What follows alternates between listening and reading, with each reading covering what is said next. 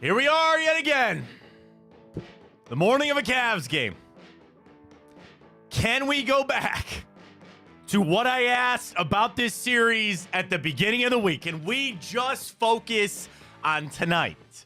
Can we not worry about anything else? Can we get a little production from somebody named not Donovan Mitchell? Be a weird name to have, not Donovan Mitchell. Can the Cavs try to even this series up? Because I think about this game tonight, and I really am defaulting back to how I have approached this series, maybe how I've even approached the playoffs. I got to see how it plays out. I'm going to take each game individually for what they are. Well, tonight, what a massive swing that could be.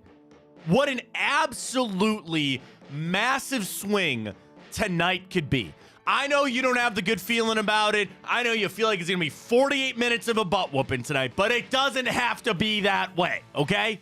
You still start 0-0. Be nice if we started with the lead. But nonetheless, it's all in front of you tonight for the Cavs. You need somebody else to step up. I've got thoughts on who that might be, but it is still all in front of you starting tonight with the Cavs. I just want to see them get out of the gates, get some shots to fall, and some other guys to step up. With all that being said, I clicked on an article yesterday discussing Donovan Mitchell's future. We'll discuss that. We'll bring it up. We've got some Browns things to get to this morning. The one off-season hole for the Cleveland Browns? Not a hole at all on this team. And we had a very interesting guest on Drennan last night talking about the stadium updates. Guards, Rokio, you beast, David Fry. Oh, my God. Love this Guards team. They can get fat this weekend, beating up on the White Sox. We got Guards to talk about. We'll certainly touch on the Cavs. Rick Carlisle is crazy. He is absolutely nuts. He's the Pacers head coach. He submitted 78 reviewable calls to the NBA. They're crazy. We got other games in action. We got Tipico, Timeout, Grid, Bracket, all of it. Welcome on in right here on Big Play. Welcome to the show, everybody. I am Matt Fontana. He is Ryan Tyler. Good morning. We are working on the stream on Twitter. Nobody else could see that. You're on YouTube. We're on Twitch. Ryan is very perplexed over there. It's not making much sense to me. About why it's not loading to Twitter. You just want to send the YouTube clip? I mean, YouTube link? We're streaming on YouTube. Good morning, everybody on YouTube. We're streaming. I suppose I could do that. You could. I mean, I know a lot of people. We need to get the Twitter feed going for the people there. But I know what you're saying in the meantime. Yeah, we can send it out. Just say, hey, we're having some trouble with the Twitter. Head on over to the YouTube. Drop us a subscribe if you can over there on the YouTube channel as well. We're at least streaming there as we get the Twitter figured out this morning. It's still in front of you. It's still in front of you. I know you woke up this morning feeling like tonight is going to be a root canal. You feel like this is a burden that we all have to wake up and be able to watch this game tonight. I get it. I understand. You still got to play it out. You still got to see how it goes. And that's where when I sit down, it's a giant spread. We'll get to our Tipico boost. I'm going to take the Cavs because that's what I do. I hate betting against the Cavs. I hate betting against any Cleveland team. Like, even when the odds are stacked against you, you're a 13-point dog tonight. I don't know if I'm crazy enough to take the Cavs money line. Put a couple dollars on. We'll see. But I got to bet on the Cavs. I take no joy in betting against any of our teams, especially the Cavs, when they're in the playoffs. And it's the same thing as game one. It's the same thing of kind of what we saw in the Orlando series. You are just waiting for somebody else to step up. You know what you're going to get from Donovan Mitchell, or at least you expect to know what you get from Donovan Mitchell. And the trends would tell you that Strus or Garland or some, they're going to find it at one of these games. And I have a sneaky suspicion that it might be tonight. Now, they could go out there and combine for 1 of 9 from behind the arc, or they could go out there and have another poor shooting performance. The one thing that I just continue to grab onto, which is crazy or not, is these guys are better. The clip that we sent out yesterday, I know that Max Strus and Darius Garland are better than what they're playing. I just need them to show up for a game. I just need to show up and hit some shots in one game. And I hope that game is tonight. And I really have a belief that one of those guys, maybe so much so that we put them in our boost today with Tipico, I feel like eventually they're going to show up. And you're going to say that is the definition of insanity, is doing the same thing over and again and expecting a different result. I understand that. But there's still shooters. Once you see one or two go in, then I'm going to start to feel the momentum. Then I'm going to start to feel Donovan Mitchell have a little bit come off of his plate. I feel like that's the other thing. That is the key to unlocking even a bigger Donovan Mitchell game. I understand he's still battling the knee, but if he can get a little confidence that it's somebody else, that I have somebody else that I can get the basketball to, then maybe we're cooking with something. I go back to Spencer Davies. We talked to him yesterday. Some of the rotations that JB might have tonight, I think that's another thing to expect. A little bit of a twist on who you see on the floor. Does he go small again? Does he try this 4-guard and Mobley lineup? Try it. You got nothing to lose. And especially early in the game, I want to see some plays and some sets for Darius Garland and for Max Strus. And you might find yourself in a hole like you did on Tuesday. You had to fight your way through that. You still made it a game after that for a little bit. I want to see some early action for Garland and Strus. Get some shots up and just pray that they go in, right? That's the other problem is when these guys are letting the ball go, you're not having a good feeling it's going in. You want to know who else has that? Darius Garland and Max Strus. They feel like when they're letting it go, it ain't going in. You got to buck that trend. And there's only one way to do that is to keep shooting. If you're going to go down, at least go down shooting threes. You know Boston's going to shoot the threes. In getting ready for this game tonight, a lot of the things I was reading, it all circles back to them trying to limit Boston from the three-point arc. Tonight, you would think, all right, let's focus on Derek Wood. Do we have a big Jason Tatum game coming in? Isaac Okoro going to be defending him.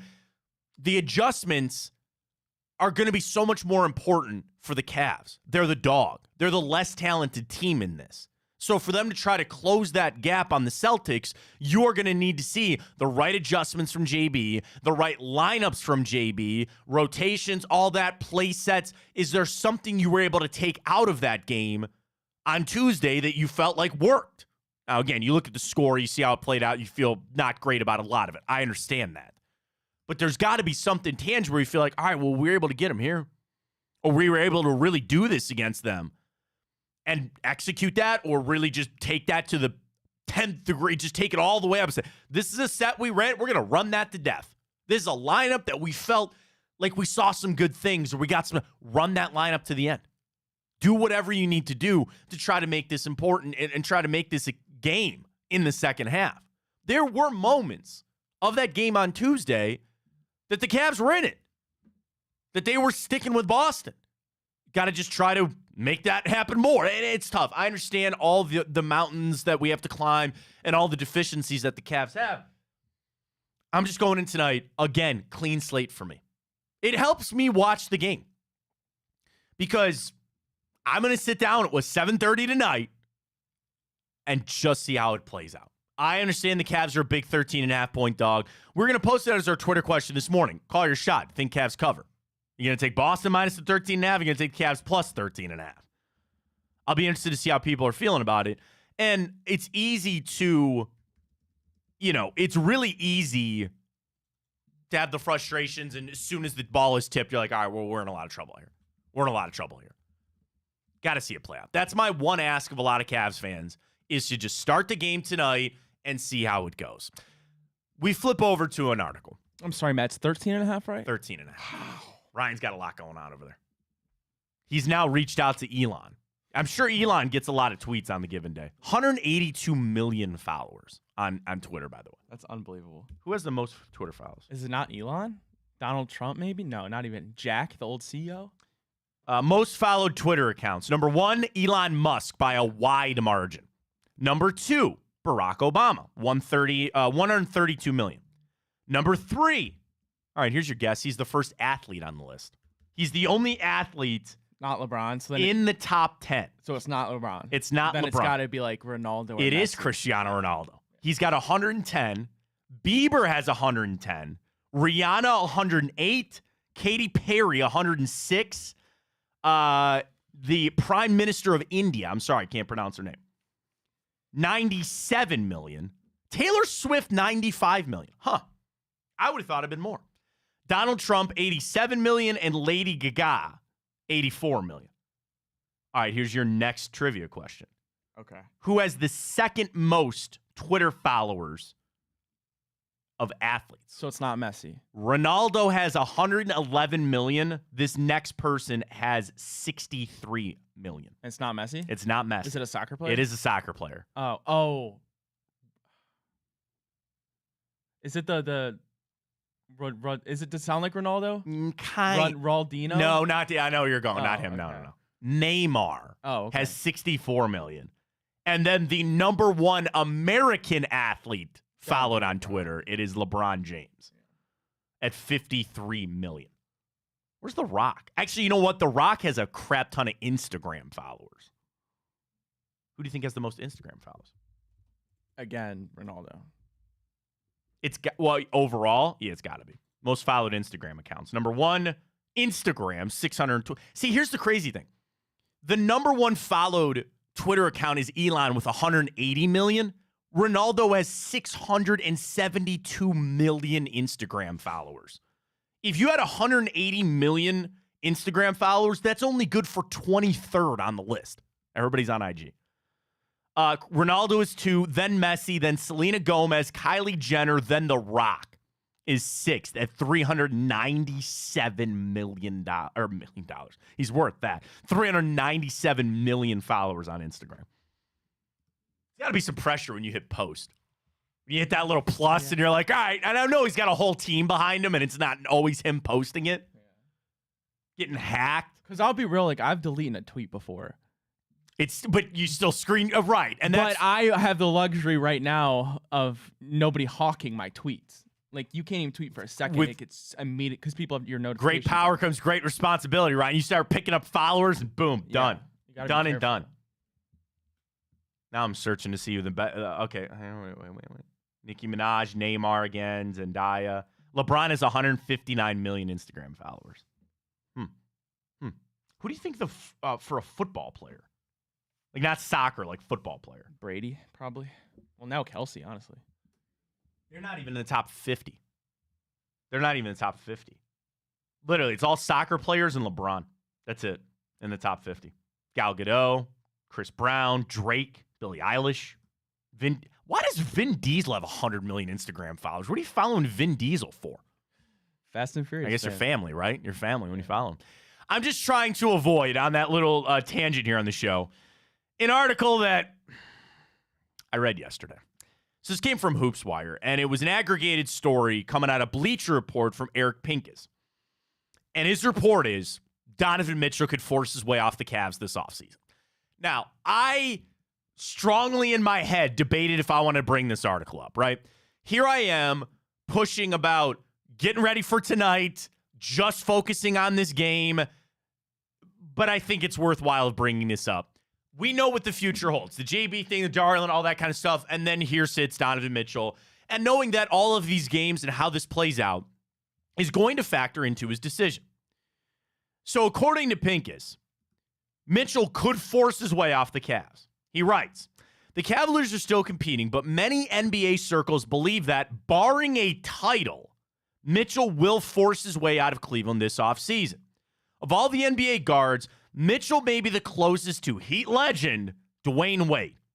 He has a strong relationship with Bam Adebayo and is said by multiple NBA insiders to have the Miami Heat high on his list of destinations.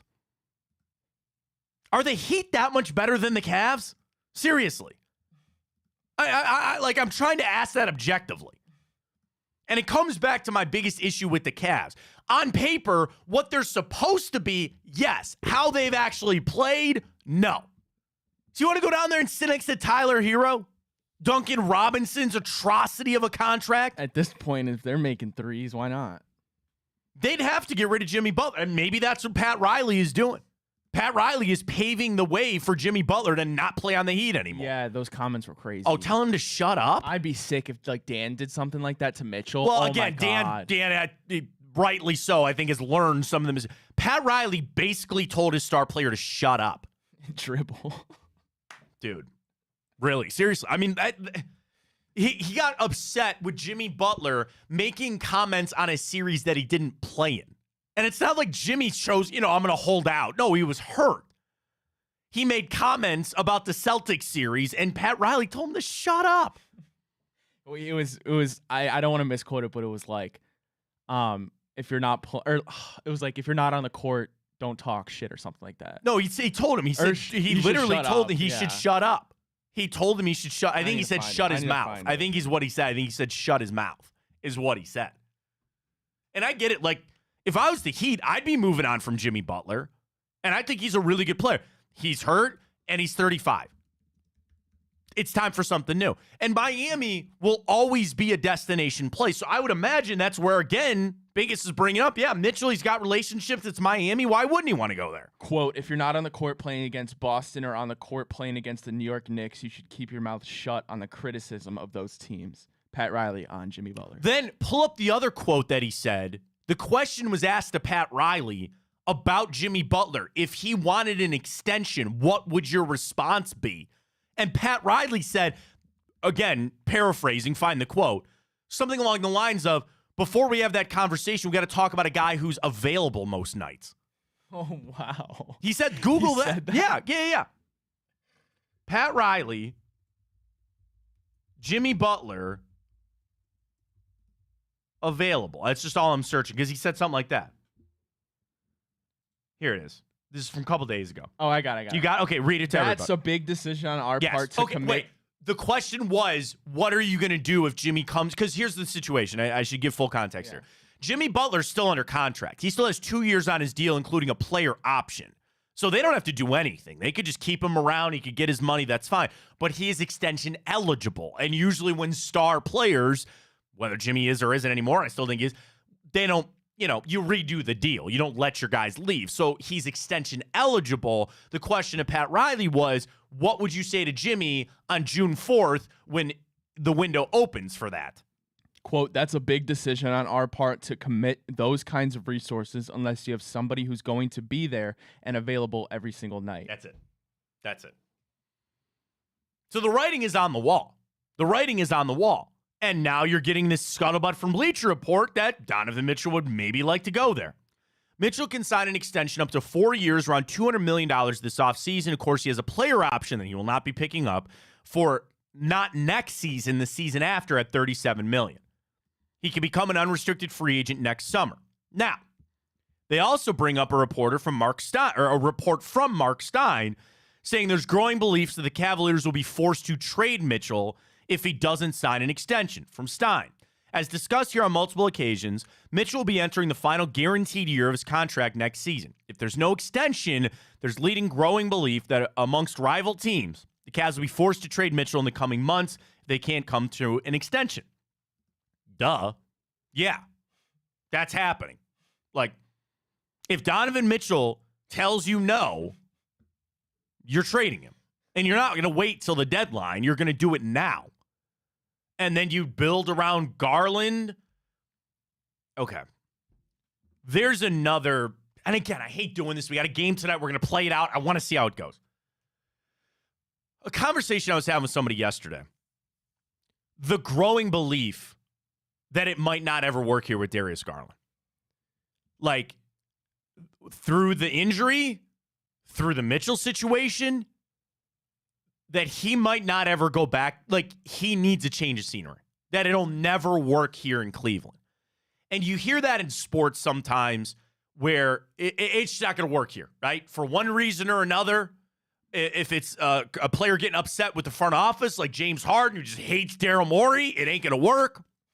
Whether it's the actual roster, the scheme they want to run, it just ain't going to work. Or there's just something mental with Darius Garland and Cleveland, it just brings it back. I don't know. And that's something that Kobe Altman is going to have to find out.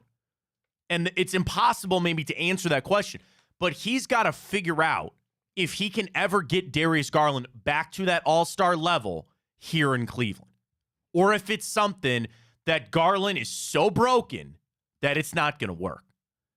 And I bring it up while we're in the middle of a playoff series that I want to try to get a win tonight.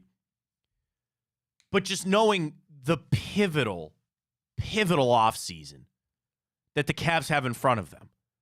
And do you want to know what solves a lot of it, Ryan? Winning. Winning solves this. Yes, if I'm Donovan Mitchell, dragging around a bum leg, putting out this effort, and I'm still losing, I'd probably want to leave too.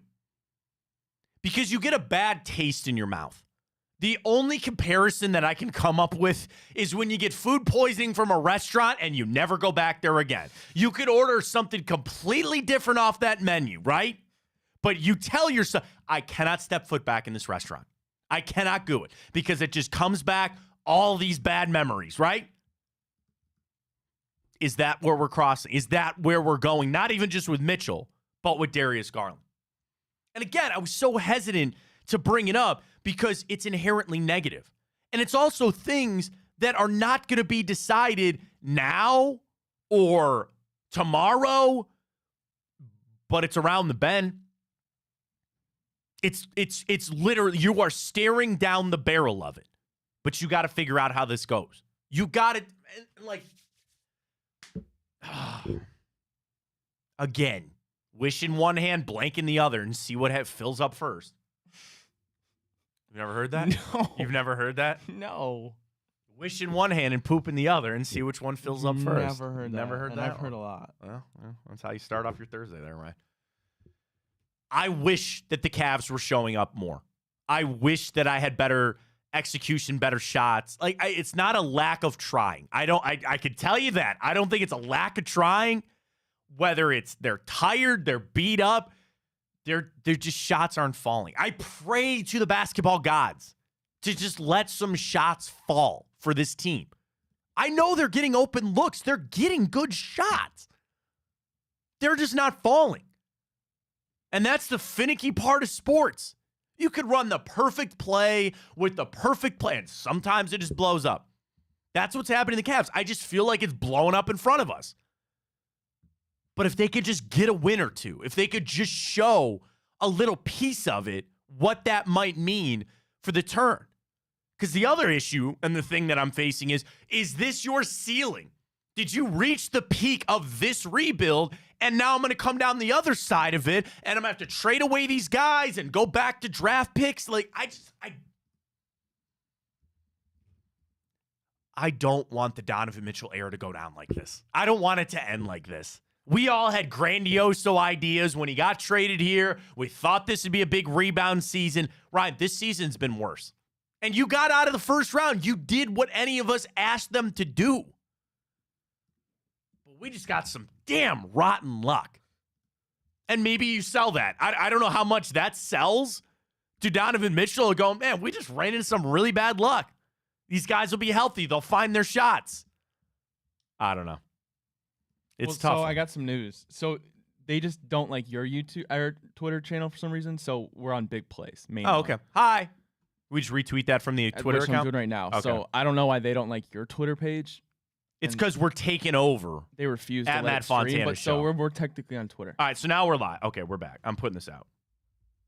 We are back on Twitter.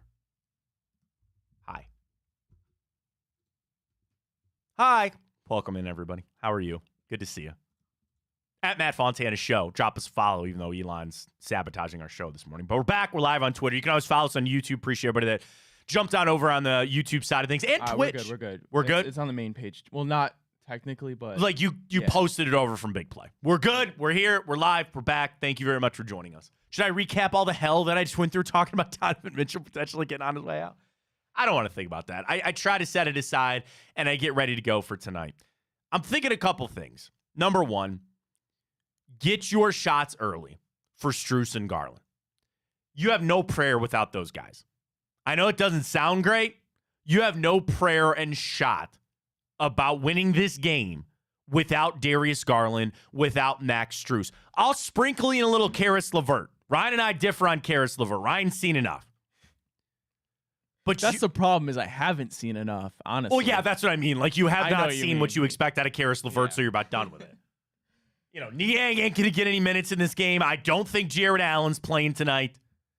That's the thing that just gnaws at me. If you just got a little bit more from Darius, it should not be enough. It shouldn't be too much of an ask for me to get Darius Garland to 20 points. That's it. That's all I'm asking. Am I crazy, Ryan? For my thought process of he is actually doing in line for a big game. How even he played in the Orlando series. There were some games that you go, he's back. I would think he's due, right? Right? He's got to be. Yeah, maybe. But sometimes if it's worse, it gets worse, The home court advantage thing, I don't know. You're trying to steal one in the Garden. That ain't easy to do. I get where the Cavs are at. I get why it's so frustrating, but I'm going to go into tonight early just saying, let's get some shots up. Let's see what we got from Strus and hope the Cavs have a little bit of a remedy or at least a little bit to change on exactly what they saw there in game one. There's that twist of it too. Boston can get better. Trust me, Jason Tatum didn't have a Jason Tatum type of game. He just turned it over to Derek White and Jaylen Brown. He could still show up and just go scorched earth on your ass. I get it. So you got Boston that could even get better. I just hope the Cavs show up. 13.5 is the spread. Our Twitter question is, do you think they're going to cover? Ryan Carter shot. I said yes. Okay. I'm not saying they're going to win, but I think that's a lot. It's a hope that they're going to come off pissed off and refuse to get anything blown out like that again. So I went That's with another yes, part of it. Right, the mentality thing that we talked a lot about. Quite literally 50-50. All right, go vote. At Matt Fontana Show. I'll hit the retweet on that as well. At Matt Fontana 83. All right, before we continue on, we've got some baseball I want to get to. Of course, we got a little bit of football as well. Ryan, let's go around the association. We had an interesting game last night. Let's get to it. All right, Matt. Well, Jalen Brunson once again is proving that he belongs in the superstar conversation of the NBA as they go up 2-0 on the Indiana Pacers. Tyrese Halliburton finally had a game like we knew he did. The problem is nobody else did, right? And now, of course, this time around, Pascal Siakam not so great, but they take a commanding 2-0 lead as the series now shifts to Indiana. Well, the injuries are a part of this. They're the story. Brunson missing the entire second quarter. They turn it over to OG Anunoby, and what does he do? He pulls his hamstring late in the game. Dante DiVincenzo. Did you know this? They gave me this stat last night on ESPN. He is the first player in Knicks postseason history to have 3 straight games of 5 or more made threes. That could be Darius Garland. Like that's what I'm asking. They're getting that from Dante DiVincenzo. Wait, say that again? He is the first player in Knicks playoff history. Oh, Knicks history. Okay. Knicks playoff history. Knicks. Still very impressive. Well, yeah, a very legacy, franchise. Yes, the first player in Knicks postseason history to have 3 straight games of 5 made threes or more. And where would they be without him? It's like anything, right? Jalen Brunson can only do so much. Dude, how impressive it is. He had 29 missing an entire quarter. Yeah. He is electric, man. He is electric. You see what the Pacers want to do. They want to run. They want to get them tired. Here's the twist now for the Knicks. Mitchell Robinson's done. He's out. He's over. And now OG Anunoby, I assume he's not going to play every game now with his hamstring injury. You're really going to push on Tom Thibodeau here to, you got to find something there. He runs a short bench anyway, but I still like the Knicks. Obviously, they're up 2-0. I think the Pacers will steal one. That'll be Knicks in 5. And I think especially now you flip over to our series, Boston keeping their eye out saying, okay, this is very much going to be the Knicks. We need to hurry up and get this taken care of. What did you think of Rick Carlisle's antics? Okay, so I'm glad you brought that up because I was just completely remiss. He gets in a post game and he tried to make it sound like the referees were biased because the Pacers are a small market team. He said that. That the NBA referees would be swayed because the Pacers are a small market team. Then he dropped a line saying everybody in the world knows that Tyrese Halliburton has a bad back, and then he got shoved in the back, and the refs didn't make the call. And I'm sorry. I'm sorry. Are the referees supposed to look at the injury report? If so, Darius Garland would be in a better place. They go, hey, man, that guy's coming off a broken jaw. Maybe he shouldn't get slapped in the face. Whatever. Rick Carlisle's off the reservation, man. Then they submitted 78 plays to the NBA for review. You want to know what's a giant waste of time, Ryan? Teams submitting plays to the league office in the NFL, in baseball, and in basketball. The league does that so they make it feel like it's on the up, and the player, and it's a venting thing. It's so the teams feel like they can vent, and they send these clips to the league, and the league goes, yeah, that's great. We'll take a look at it. Okay, fine. Top men will take a look at that. Okay, sure, buddy. And then the problem is, how does that play to your team? Because then you have Tyrese Halliburton in postgame, and he goes, I'm not going to blame the refs. It's a bad look, man. And I say the same thing about JB. I am so sick of the bitching at the refs. I am. For him, for Strus, I'd tell him if they were sitting right here, which would be scary because they're supposed to be in Boston. If they were sitting right here, I'd be like, just stop. It doesn't do anything. I understand you got to. Sorry, man. Oh, my God. Did you hit it? No. I don't even want to tell you. You're going to make fun of me, man. I have gout. Just put me in the damn grave, by the way. Ugh. I hyperextended my left Achilles a couple of weeks ago. Got over that. I have gout. I have never felt this type of pain in my life. I've never had it before. I don't even really know what gout is. Trust me, I've done a lot of Googling, and please, anybody, for the love of God, if you have some remedy, I'm not please. I'll go dip my toe in the lake if I need to. Like Hugh Jackson? Yeah, anything. Anybody out there ever deal with gout, please, God, help me. I'm dying over here. So it started in my toe, my big toe, which is where it starts. Then it migrated to the middle of my foot, and now it's back to my big toe. It's a buildup of uric acid, which, again, it's like I'll be 35 in a month, and I feel like I'm 85. I'm just falling apart. They say it's diet. They're like, oh, have you consumed a lot of beer? Unfortunately, I haven't, so that's not it. It literally came out of nowhere. So, like, all I did was shift my leg, and it bumped my toe. It just shot at my... Seriously, it feels like I have a broken toe. Like, I have broken bones. You know what that feels like? It's that kind of pain. 10 foods that trigger gout. Sugary drinks and sweets. So, okay, I have iced coffees. Okay. I put a little cream. Okay. This is a little over. It's a little too much cream for me, but that's fine. Okay. So, like, that's it. I don't drink pop. Okay. I'm out on that. High fructose corn syrup. I mean, what aren't we eating with high fructose corn syrup? Alcohol, you mentioned beer. I wish I had more, trust me. Organ meats? I'm not even sure what that is. Kidneys, hearts. Like if I was eating pig brain or cow, but Okay, game meats. Again, I have in the past, but not recently. My brother. What constitutes a game? Oh, like deer. A deer? Yeah, Okay. my brothers go deer hunting every year. Turkey, certain that kind of seafood, including herring, scallops, mussels. Out? No. Red meats. That's all I. But like that's what all I'm saying. I eat is red can't even meat. have a burger. I had a burger on Monday night. I can't even have that anymore. All I eat is red meat and turkey. I need to eat more red meat. I'm dying. So anybody has a gout remedy out there, please let me know. Back to the Pacers, is what I'm talking about. If you want to take that tact, that eventually wears thin. Then do you want to know what's going to happen? You are going to have a bias because the referees are going to go, I'm sick of your crap. I'm sick of it. So for Rick Carlisle to blame the refs, that's what he did. I think that's a weak look. Because you're doing that to try to tell your team, you guys got robbed. You guys are good enough to beat this team. Why don't you look at them and say, Jalen Brunson was gone for a quarter. You were up double digits. And in the third quarter, what did the Knicks do, Ryan? Did they not come out like a 10-0 run or a 10-2 run to get right back in the game? So why not stop them? I wasn't able to actually watch the game, so were the refs that bad? That's the thing. I don't know. And also under the guise that it is the playoffs. Yeah, that's apparent that they're letting these teams play, which is fine. I like that. I'm all for it.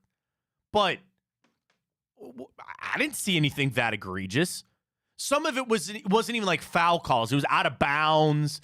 And, even going back to the first game, a kickball here, a screen set here. Hey, man, if that's what you want to do, dude, 78. They submitted 78 reviewable things to the league. Rick Carlisle's they filed 78 complaints. Rick Carlisle's pretty up there in age, no? For an NBA coach? I mean, that would be a question of, like, do you want to keep this rolling? I did run through a list with a friend in the know in the NBA about guys available for the Cavs. Rick Carlisle is the fourth oldest active in the NBA. Pop. Pop's got to be the oldest. Oh, wait, this isn't even updated because this still has Dwayne Casey as the Pistons. And he's done. Yeah. How old's Thibodeau? So in 2022, he was 64. Jeez, oh, I man. think he's like 66. Wow. Hey, man, I'll give Tom Thibodeau credit. I would not have guessed he's 66 years old. Good for him. I would not have guessed that. But, yeah, that's also a step towards if the Pacers feel like, hey, we can't get this done, we have to make a move.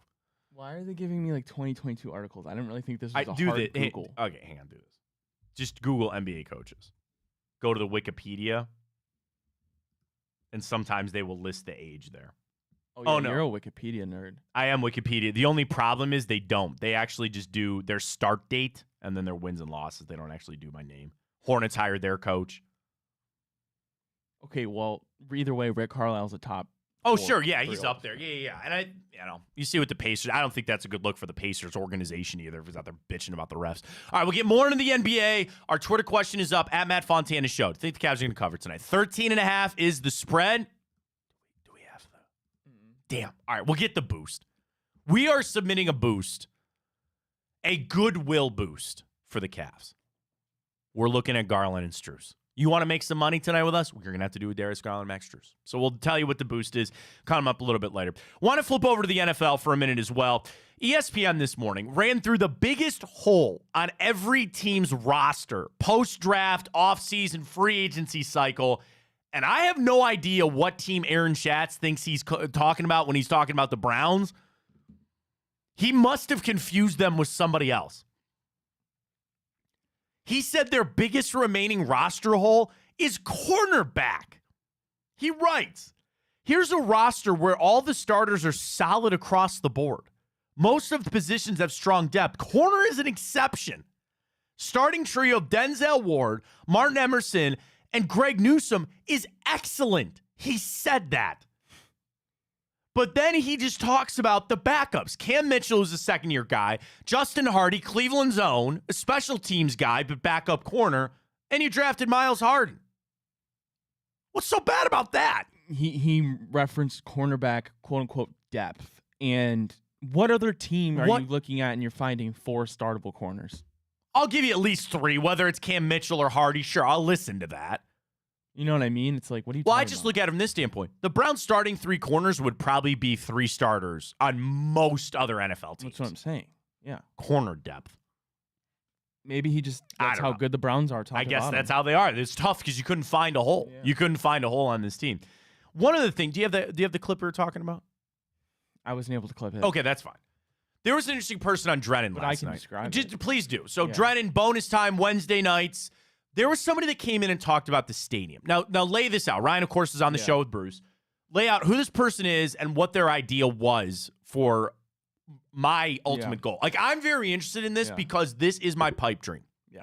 This is my pipe dream. Please, Ryan. And I'm going to clip this later today because obviously, we'll get the clip on. Obviously, I'm not going to do it the justice that he will. So go listen to that. But I guess he called it a hexatron. It's like a retractable roof. And what he said basically was, he's talking about pushing the stadium 100 feet into the lake.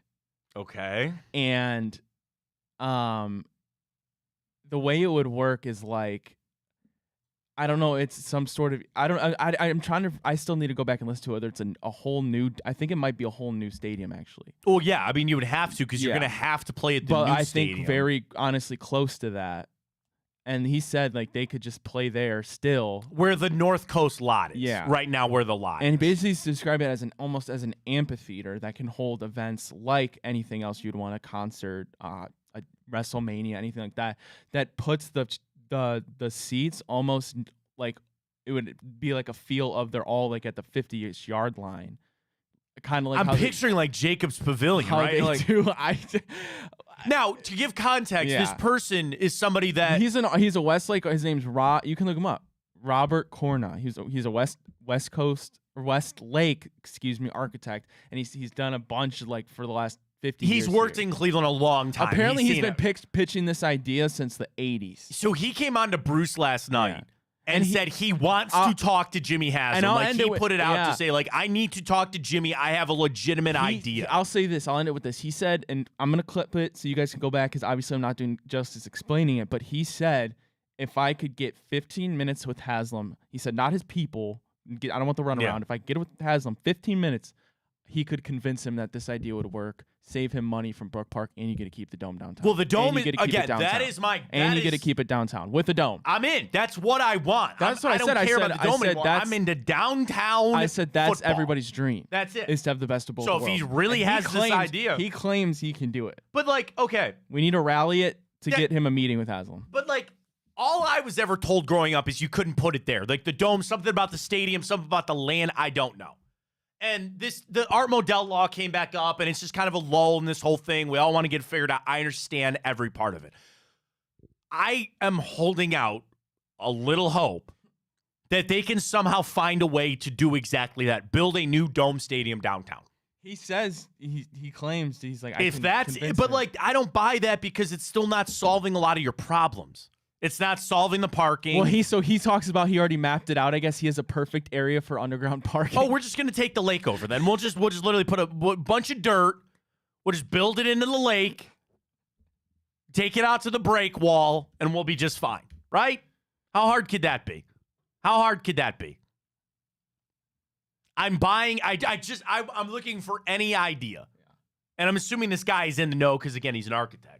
He was, I guess, he was in it when Art Modell left, and so sure, he's been around. I'm in, buddy. Whatever you say. Like I said, I'll get it clipped down. We'll say. get it aggregated, and it'll make a lot more sense than the way I described it. But we'll see. I mean, because it is everybody's dream. That's what we hope. So I just thought it was interesting because he had him on Drennan last night. He was talking about pitching this idea. Is it actually going to happen? I doubt it. We'll see how it goes. Guardians walk it off yesterday. Great win for them. They're just, again, you're going to have to hit. You're going to have to keep the bats hot. I was happy to see guys like Rocchio step up, get that. If David Fry beasting with that home run. Manzardo! Yeah. Finally. Now we're still waiting for our home run, folks. Typico. We're still running the Manzardo, I don't say contest. Here's what it is. Every single game for the Guardians, we will have a boost up. It's Guardians win and Kyle Manzardo to hit his first home run. Not only when that happens would you cash that parlay, which has been around plus 800, you will then be entered for a chance to win some tickets to go watch the Cleveland baseball team. So all you got to do, go to Tipico, download the app, use the code Fontana150 for new customers, deposit $150, you get $275 protected bets. Then you're on your way to cashback rewards, and you can enter this Manzardo thing for when he hits the home run eventually. And also for a chance to win some tickets. So that's all with Tipico. We'll get to our boost for the Cavs coming up a little bit later as well. Got to go to David Njoku's announcement yesterday for his charity softball game. And I sent the clip out. It's at Matt Fontana 83 from Njoku talking about this reporter. So I think most people saw this other clip where it was Dave Richard that tried to take a shot at Cleveland. And Njoku jokingly said that he wanted to uppercut him. And then Njoku doubled down yesterday saying, I will not accept anybody taking slander or taking shots at the city of Cleveland. And it really kind of hit me. And again, I'll retweet the clip at Matt Fontana 83. But when Njoku said, I grew up here. And what he's talking about is, I got drafted when I was 20 years old, right? And he said that was 7 years ago at this point. I just love hearing that from the athletes. It's always sentimental. We're a sentimental type of town.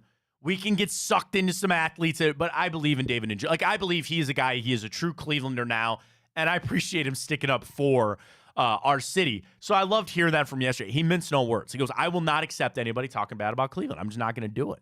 So you talk about that with him, which was great. And I want to promote, I know we're going to be a part of it too, Ryan, his charity softball game, which is coming up. They have a host of a lot of Browns players. You got Des Bryant. He just confirmed yesterday. Jorge Masvidal. Jorge Masvidal's coming in for this, right? Yeah. There's a lot of people. We're working on partnering with them here at Big Play, so it's really cool. It's coming up. It's going to be out last year. But I know you weren't here yet, but we went to Greg Newsome. Yeah, Greg Newsome. So yeah, this is kind of David's version of it. We watched Donovan Mitchell just hit bombs. I wonder if Donovan's going to be there this year. I don't know. We'll see. But we'll have a lot of promo coming up for that. It's really cool. It's benefiting a lot of charities. There was actually a youth baseball team there yesterday, too, and they're going to start. They're promoting that the baseball team's going to be selling tickets, and a portion of those proceeds going back to the team. So it was really great. I just wanted to shout out David. I retweeted the video from him this morning as well. So a great event. Very excited about that coming up as well. I saw you messing with it. Yeah, let's do it. Come on now. We need this. We need it. This is the Cavs Goodwill parlay because we're putting it on Garland and Strus. We should have added a Niang 3, just one. No. We don't need that. Ryan, lay it out. Here's our 3 legs. What's it boosted to? Right there on Tipico. Ryan, please. All right, over 14.5 points for Darius Garland. Max Strus over 1.5 3-pointers made, as well as Cavaliers to cover a 13.5 point spread. Tipico boosted that up to plus 347. Let's go. Getting signed in right now, folks. New customers, code Fontana150. Deposit $150. Get 2 $75 bet credits. You're on your way to the cashback rewards. And you're also entered, if you do the Manzardo boost, to potentially win some tickets, go see the Cleveland baseball team. Tipico's where it's at. Terms and conditions apply. If you have a gambling problem, please call 1-800-GAMBLER. I'm in, $10. Place bet. Boom. Done. Right there. You saw it. Just check on up. I'm good to go right there on that. We did that because I'm putting some goodwill on Garland and Strus, man. We need them. We need them. Dave is hilarious. What? He had Tipico do a boost for him as well. It's plus 4,727. Darius Garland over 30.5 points in Cavs money line. You think that's hitting? I'm thinking it's hitting because I just put $5 on it, buddy. Let's go. Come on. Bro. What did Brian say in the office? What is that net? Or not Brian Baumgartner. Kevin. What did he say? You give you 1,000, or what did he say? 10,000 to 1. You take that. Yeah. You give me plus 4,000. 5 wins, 241. I got 241.38. You got to send Dave that slip. Tell him you're riding. Hell yeah. Doing it right now. If Darius Garland drops 30 points and the Cavs win Would tonight, you not, though? I mean, if that like, happens tonight, I will do something crazy for the show tomorrow. Oh, you can't just leave it on that. I have to think of something, or somebody can think of something. Somebody think of something on that. Did Dave tweet that? I don't think so. You're crazy. Hang on, I'm tweeting at him. You're crazy at Big Play. Is it Big Play Dave, right? Yeah, underscore. If that happens, I don't know what I would do. I'm in. Is $5 too much of a low bet, if you will? Not if you're winning 240. That's what I'm saying. Oh, hang on, dude. My phone's stand by. Done. Copy and delete. All right, sending the tweet out. At Matt Fontaine 83. Dave. I'm in, man. I'm all in. Let's go. I hope it hits for you. That would be nice. That would be a nice little hit there right there with Tipico. Got y'all rocking with that. We'll get back into the Cavs coming up. A little more Guardians to sprinkle in as well. We'll get to the grid. We got a jam-packed time up today and our bracket. It's all right here on Big Play. What do we got tonight, Ryan? It is Thursday night. Big Play Cincinnati show. Yes. Did you see their guest? Former Ohio State punter and Cincinnati Bengals punter Drew Chrisman joining the show tonight with the boys. So check them out. I know they're on a whatchamacallit, a YouTube subscriber drive. They're trying to get people over to their YouTube. You can always follow our YouTube as well at Matt Fontana Show. Big Play Cincinnati show is tonight. The one thing about Chrisman, which I'm sure they're going to talk about, like he was in the NFL. I think he was, did the Bengals go to a Super Bowl? Yeah, they lost, right? He was there for that. Was he? I think he has an AFC championship ring. But the thing is, obviously, and Chrisman's been out of the league for a little while. I've seen it on his social media. He chronicles all the jobs that he has. Like he was working construction. I think he was working at Crumble Cookie or something like that. So it's like a secondary, type of thing, the social media side of things. So Drew Chrisman is on tonight with the Big Play Cincinnati show. And then, of course, Drennan last night was super interesting. We got all the shows for you right here on Big Play, folks. Go to our website, bigplay.com. You can also get our sweet... You know why I wore this shirt, buddy. This shirt has not seen a Cavaliers loss. In the playoffs. Was that Game 7 you wore it? Uh-huh. And in Game 5. Well, it's on the road, so... Doesn't matter. I'm bringing the juju back with this shirt. That's where we're at. We got our merch right there on Big Play, and you see all of our shows. They're laid out. We have, 13 different shows now across all the different sports. You got football. You got Jensen Lewis every Monday on the Big Play Cleveland show. You got baseball. You got basketball. You got football. We got it covered. Of course, we're with you every morning right here from 9 to 11, so check it out right there on BigPlay.com. You can also just follow Big Play on Twitter. You see all the shows. You'll see everything that you need right there. All right, let's catch an early break right here. Let's come on back. We'll get reset. Get going with the morning update, grid, time up, all coming your way, hour 2. Stay with us. Well, how do they know I'm doing this? Did somebody leak this out? It's social media. Oh. It's just that's the way social media works now. I thought maybe you were just running that yap.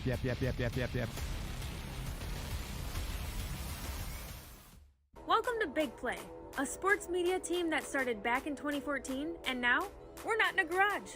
Look at us, incorporating some of Cleveland's favorite sports personalities, bringing you fun and compelling content from downtown Cleveland. Coming to you live from the shores of Lake Erie and Burke Lakefront Airport, join Team Big Play for all the best sports talk in Ohio.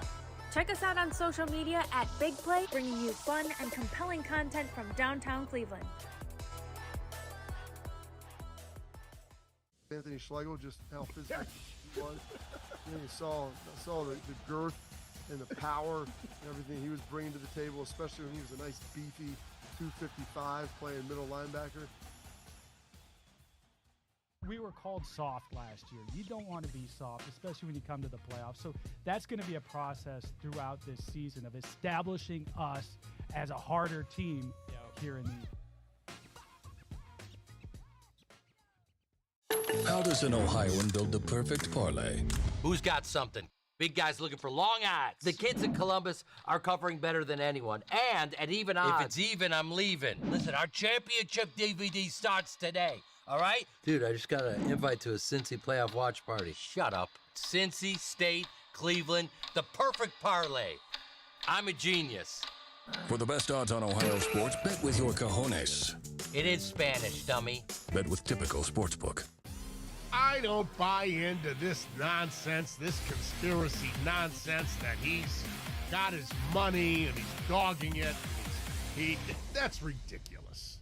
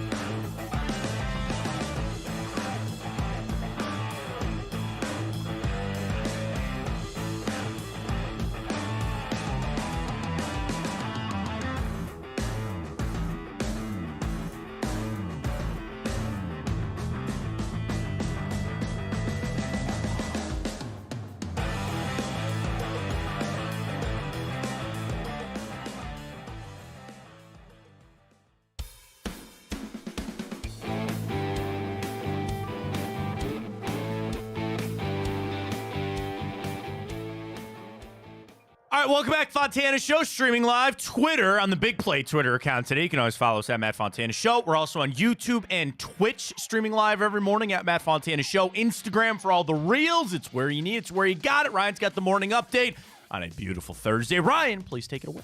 All right, well, Game 2 of the Eastern Conference semifinals between the Cavaliers and Boston Celtics tips off tonight. The Cavaliers enter as a big 13.5-point underdog. Jared Allen, again, questionable, unlikely to play tonight. Yeah. And hopefully we'll get him at some point in this series, but it doesn't look good. I mean, the thing is, early on, you're going to see where the Cavs' mindset is at. Are they going to fold? Like, tonight, we'll tell you, are they folding up shop? Are they done? Are they going to fight? I think an issue that creeps in for me is, like, JB. Is he really going to have the strength to be able to rally the troops here, so to speak? Like, when everybody's looking at him, like, bro, we all know you're probably not going to be here. Or, like, they're making a change. Like, it's going to be so hard because it feels futile. It feels like there's no point. But the mentality side of it, that has been the biggest issue with the Cavs, right? We ask about the mental side. I'm asking them to buck up here and get after it. It's not Donovan. It has nothing to do with Donovan Mitchell. It's if you, dude, And tell me if I'm putting too much on this. Would you not say if just somebody else stepped up that this series would be completely different? Correct. Just somebody. Specifically Darius Garland. And I'm sure that that's circling in his head. I'm sure he hears it as much as he tries to shut it out. This series will fall on Darius Garland. That's why we put him in our boost on Tipico. We need Garland and Strus to show up and to get some shots tonight. Early sets. I want to see some early shots for those guys. Because once you see one go in, you're going to start feeling better about it. The other thing, there's no quick hook. There's nobody else to go to. So you might as well try to get him started early. It's not like you're going to turn things right over to Sam Merrill to save you, right? Like, I understand Merrill's going to get his minutes. Here's what I'm thinking. You guys are starting five. You know, it's going to be Garland, Mitchell, Strus, Okoro, and Evan Mobley, okay? First time out or first sub, I would like to get Merrill into the game just to get him some shots. Then I'd actually like to get Tristan Thompson in there a little bit just to give that post presence, set some good screens. You're talking about that with Spencer Davies. Set some good screens out there. Morris set some good screens. And then maybe bring in Karis LeVert. Like, I don't even know if I need to see Karis LeVert as the first guy off the bench. You almost save him, in my opinion. And you get some of the... It's all going to come back to three-point shooting. Are you going to be able to stop Boston's three-point shooting tonight? And are you going to be able to hit some threes yourself? That's what it all comes back to. You're going to know within the first couple of minutes of this game, good or bad, that the Cavs are going to have their shot tonight. We'll find out. All right, well, the Guardians win their first series against the Detroit Tigers this season. They pull off a 5-4 victory in 10 innings. Brian Rocchio with the single game-winning RBI. In the bottom of the 10th, Tanner Bybee, just 4 innings, 4 earned runs, but the bullpen goes 6 scoreless innings. That was impressive. Nick Sandlin for some people out there. Love that guy out of the bullpen. And David Fry, what an animal. Did you see when he hit that? Chafing the guy that he hit it off of, he turns and he goes, how the fuck did he do that? Just sliced it on down there. Keep your bats going, man. Keep your bats going. Think about this. You've won 4 out of your last 5. You've scored 7, 4, 2, and 7 runs, and now 5 yesterday in your loss. You've scored that 7 in the loss. Bats are rolling. You're still 2.5 up on Minnesota and Kansas City. Chicago is lowly. They don't want to win games. They suck. Put them out of their misery. You get it tonight. 7:40. Are the Cavs at 7:30 and the Guardians at 7:40? I think that's right. Right? Cavs are 7:30 tonight. Are they? I think so. Stand by. Oh, 7. 7 o'clock. So they start at 7. Guards are at 7:40. You got Lively back on the hill, man. And what a find he's been. You know me. I'm going to ride the Guards, take him tonight, and I'll take a minus that 1.5. It's been kind of hurting me a little bit, but it is what it is. Great stuff out of the Guards, though. The Guardians come in again at number 6 in ESPN's latest power rankings. Okay, can I guess the 5 teams ahead of them? You have it? Okay. Atlanta, Dodgers. Atlanta's 4. The Dodgers are 1. Okay. Yankees are 5. Baltimore. It's 3. You're missing 2. Texas? 7. Okay. Oh, Phillies. Yes. Yep. And that's it. That's it. Okay. That's it. Yeah. That makes sense. I mean, listen, they're a top 10 team right now. They're piecing this together on the pitching side of it. Like you said, the bullpen's showing up. You get some more help eventually. No updates on Gavin Williams, huh? Haven't heard much. Maybe that's a good thing. I don't know. Anyway, yesterday, put up some runs. You scoring. Bullpen was amazing. Well done. Good win, Guards. All right, Nikola Jokic wins his 3rd MVP of his career as he just turns 30 years old. He garnered 79 first-place votes, a total of 926 points. In second place was Shai Gilgeous-Alexander with 15 first-place votes. Third was Luka Doncic with just 4 first-place votes. I mean, Jokic now in the rarefied air, 3 MVPs, but only 1 championship. And there was a debate this morning on Unsportsmanlike. Chris Canty was making a lot of sense where he goes, he needs another ring now. Canty's point was that Jokic needs another championship to validate the MVPs. And I thought that was an interesting take because you start talking about the greatest of all time.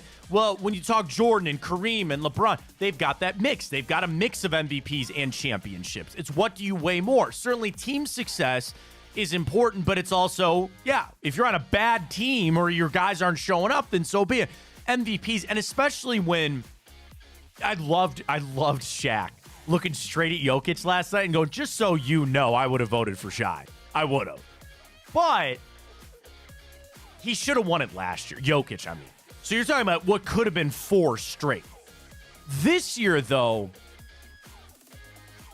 is it weird that I thought this year was kind of a dud when it came to it? Like, you know, Doncic had the most points in the NBA. It's because he took the most shots. Shai, like, is leading a young team. I think he'll win one eventually. It's not like this was a year where, I don't know, like it just blew you away. I feel like Jokic won it because he is the best player. There might be a little fatigue coming in like that. I don't know. I feel like it kind of came off like a dud. Am I wrong on that? You get where I'm going with it? Yeah, no, I get what you're going with it. Like, he deserves it. I'm not saying he didn't, but it just didn't feel like the hype or the vibe or something was there. I don't know. All right, maybe because Jokic doesn't give a crap. Seriously, Jokic does not care. That's why he really does not care. That's why they're talking about him could never be the face of the NBA because of how nonchalant he is about it. I don't think he can ever be the face of the NBA, and I mean this with all due respect. He plays a boring brand of basketball. Yeah. You know what I mean? Like, no, he's not this high flyer. He's not this guy. And granted, he can put him up with the best of them. You watch him, he just kind of lumbers up and down the court, and he just kicks everybody's ass. Yeah. So, I get it. That would be a number one for me, probably. But also, yeah, he's not a real vibrant guy. He likes his horses. You know? That's... Like, when they were even interviewing about it, I could tell, like, he had a look on his face and all he was thinking about, like, can I buy another horse with this bonus? Can I get a bonus for winning the MVP? Can I just buy another horse with this? He's a chill dude. Good for him. But I don't think he'd ever be the face because he just, like, kind of plays a boring brand of basketball. All right, well, the Shohei Ohtani, Ipe Mizahara news and cases might be coming to a close here as Ipe Mizahara has agreed Wednesday to plead guilty to federal charges of felony bank fraud, submitting a false tax return. Maximum sentencing he could be sent to prison for both crimes would be 33 years. That's... Uncle Sam don't get his cut. That's how you get in trouble, right? Like that, the tax evasion thing. Yeah, it was a bigger, you know, like ring that they were able to take down and how he was funneling the money. I at least appreciate that he's trying to make this quick himself, to not bring Shohei down and just shut this down and move forward. Like, you know what you did, accept your penalty, move forward. I think that plays a little bit when you're in court too, because you're trying to make it easy on yourself, which I get. But yeah, man, I think there was a lot of this trying to be like, don't bring Shohei into this anymore. Don't try to bring him down any further. It is what it is. You move on forward. So at least he's doing that. Yeah, see how it close out. Enjoy federal prison, I guess. Wow. Easy stretch of time, I guess. Yeah. I don't know. Never been, and I hope to never experience it, but we'll find out. I wonder if they can do the Immaculate Grid in prison. You'd spend some time doing that. That'd be a way to spend your day. The Immaculate Grid. I feel like we're in prison sometimes when we do the Immaculate Grid. Here's how it goes, up and down. We accept your help. YouTube comments, Twitter, we'll take all of it. Ryan, our statistical category, please. 1,000 yards rushing in one season. Go! All right, Mr. Henry. Yep. Alvin Kamara. Would you go James Conner there? Wait a minute, buddy. I guess I need to think about it. I don't know if he has a rushing season. How does he not? I mean, I know Mark Ingram did. That's what we should have done. Can you reset it? No, it doesn't let you, right? Damn it. Look it up. Look up Kamara by year. I thought there was a stat that they were like one of the only two duos ever to have 1,000 yards. I thought so. I don't buy that, man. Not for a second. He's never had a 1,000-yard rushing season. Damn. 932 was the highest that ever got. All right, well. I was thinking we should have done Mark Ingram, but I was like, I'll just go with Alvin Kamara. All right, Cardinals. We could go with James Conner, I guess. Does he have 1,000? I would think. I mean, what other we could do? Now, because again, is it 1,000 yards with that? All right, go James Conner. He had 1,000 yards last year. But some bull crap on that. All right. Open it on up. Here we go. Ryan Tannehill? Yeah. Miami Cardinals, Robbie Chosen Anderson or whatever his name is. What? Chosen Anderson, Robbie Anderson, whatever his name was. You remember him? It might, no joke, it might be, I think his name is Chosen Anderson. It went from Robbie Chosen to Chosen Anderson, whatever. Robbie Chosen, I think, is it. Yeah. Whatever. Power to him, man. I don't really care. Jarvis Landry. Oh, good call. Yes, very much so. Yes. Nice. Could have done Ted Ginn. Could have done. Could have done. All right, Washington.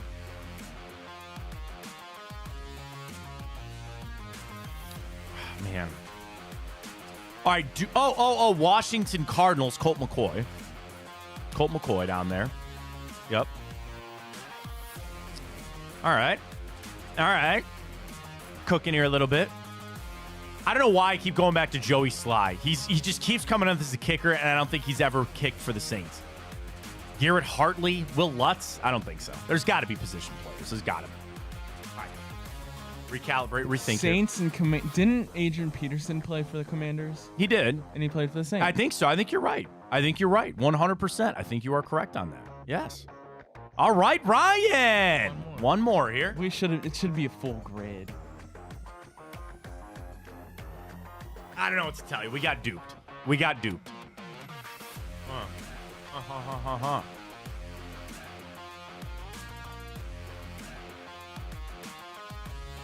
Titans Commanders. That's a tough Marcus Mariota just got to Washington. Yeah, I don't think he hasn't played a snap yet. Trying to think tight ends like Jonnu Smith, who went through there. I know he played for the Titans. No.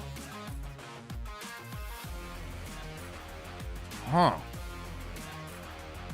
Steve McNair went to Baltimore. I don't think he ever went to Washington.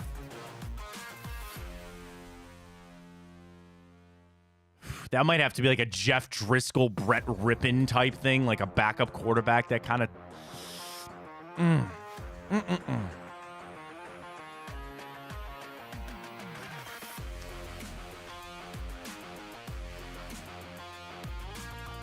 Damn, man. I don't know. It's going to be a tough one for us. Yeah, check YouTube. We'll check YouTube. I've got nothing on the Twitter side of things. Shout out to Mike. He tweets, Mark Brunell would have worked for Washington, New Orleans as well. Thank you for that, Mike. Yeah, I just said Brunell the other day. I'm like, yeah, we got to remember him. That works out. Damn. Josh Norman didn't play for Tennessee, did he? I don't think so, but for some reason that actually kind of makes sense. He went to the Giants, the Bills. Panther. He works. Yeah, he played for Washington. Well, I know he played for Washington. Oh, sorry. Yeah, you're right. No, he did not play for the Titans. You're right. I was looking at the wrong team. I was looking at Carolina. Carolina, Washington, Buffalo, San Francisco, back to Carolina, back to Buffalo. That's Josh Norman. Dude. Man. I don't know anybody on Washington, dude. Like from old days. Yeah, I'm trying to think like.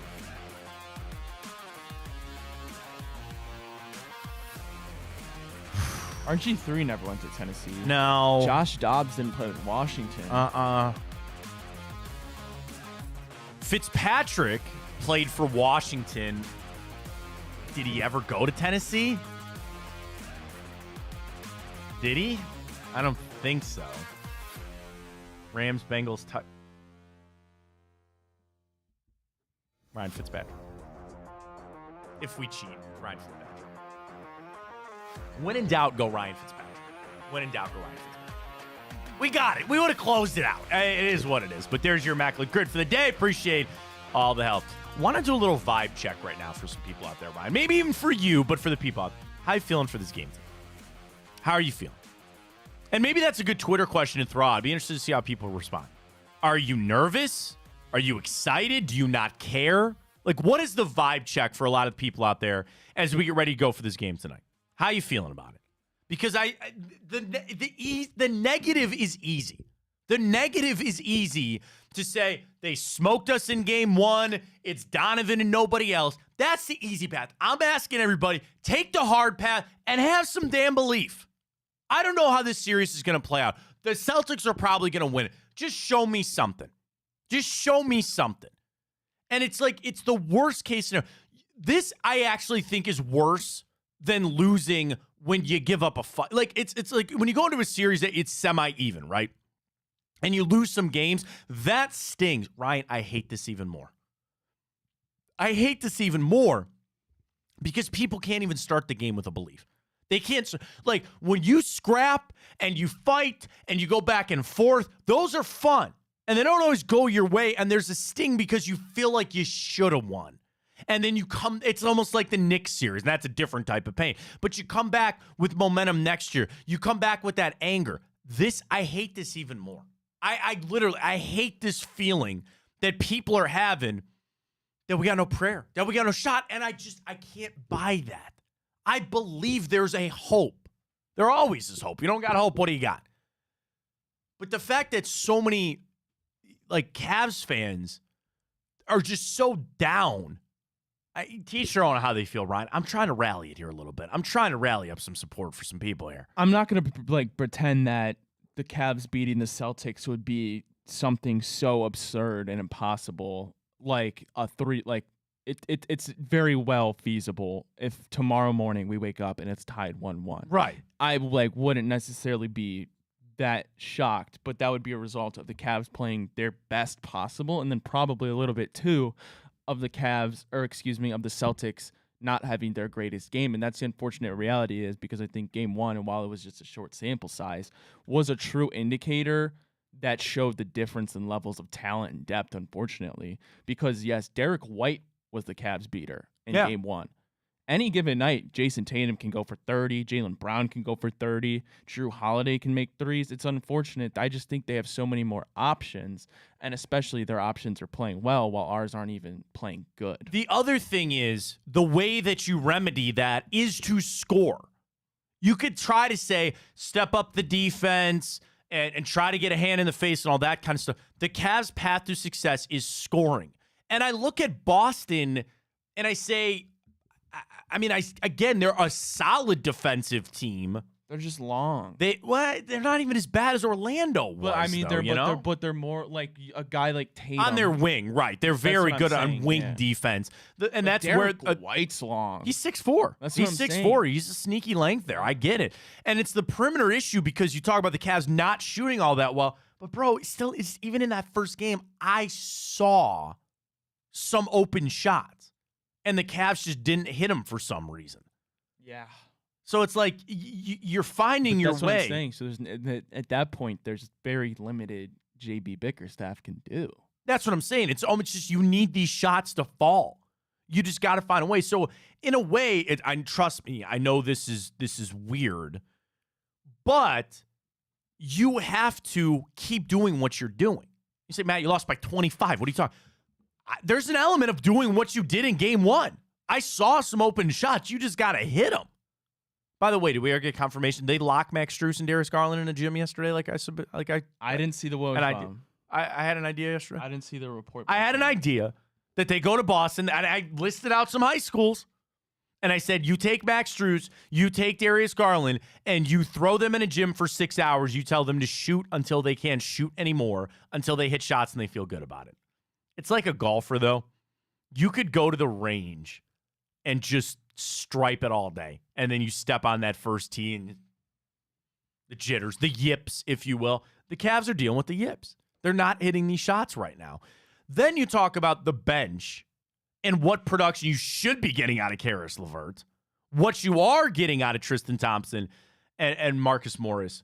It just continues to come back, man. Like you're not getting anything there. You're not getting anything there. Gee, how much do you buy into the ESPN FBI? The Basketball Power, the BPI, and their analytics? They give the Celtics a 71% chance of winning tonight. 71% chance. I actually thought it would be higher. Higher than that? I mean, that's a pretty wide mark right there. That's a pretty high mark there for the Celtics to close it out tonight. They are 37-4 at home at the Garden, which is nuts. All right, let's catch a break. We come back. Want to dive into a little bit more with the Browns. We'll discuss a little Guardians, some other stories from around the league. We'll get to that coming up. Fontana Show right here on Big Play. Well, how do they know I'm doing this? Did somebody leak this out? It's social media. Oh. It's just, that's the way social media works now. I thought maybe you were just running that yep.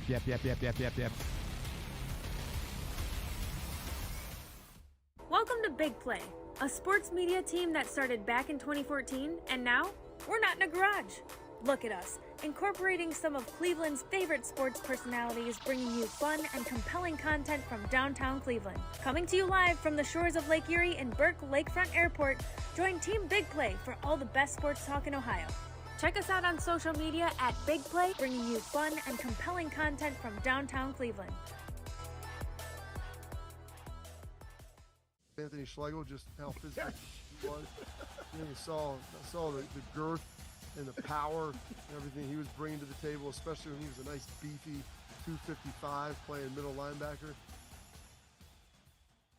We were called soft last year. You don't want to be soft, especially when you come to the playoffs. So that's going to be a process throughout this season of establishing us as a harder team here in the How does an Ohioan build the perfect parlay? Who's got something? Big guys looking for long odds. The kids in Columbus are covering better than anyone, and at even odds. If it's even, I'm leaving. Listen, our championship DVD starts today, all right? Dude, I just got an invite to a Cincy playoff watch party. Shut up. Cincy, State, Cleveland, the perfect parlay. I'm a genius. For the best odds on Ohio sports, bet with your cojones. It is Spanish, dummy. Bet with Typical Sportsbook. I don't buy into this nonsense, this conspiracy nonsense that he's got his money and he's dogging it. That's ridiculous.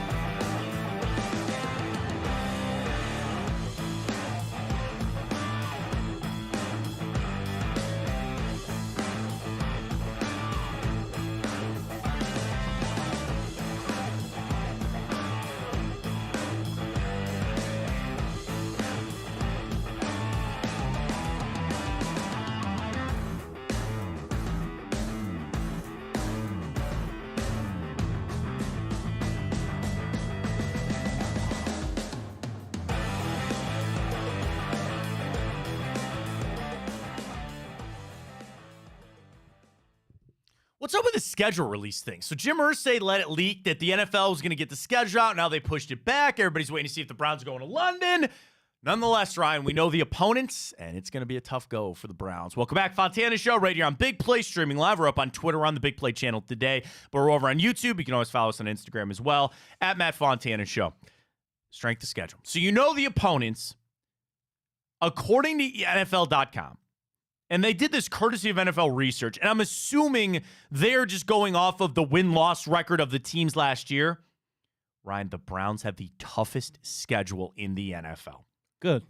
An opponent winning percentage of 547. Let's see what we're made of. Second, Baltimore, 536. Third, Pittsburgh, 533. What does that tell you? We play each other. AFC North is the best division in football. It's also the toughest. Cincinnati, which I thought was interesting, they were down. They were down in 16th. Tied. There's a lot of ties on this. But the Browns are above by a good margin everybody else. The Falcons and the Saints have the easiest schedule in the NFL, tied for the easiest. In the same division. Same division. Chicago, Carolina's right down there too. Of course. Yeah. You know, like, again, because you're right. Those divisions just cannibalize themselves because they're so bad.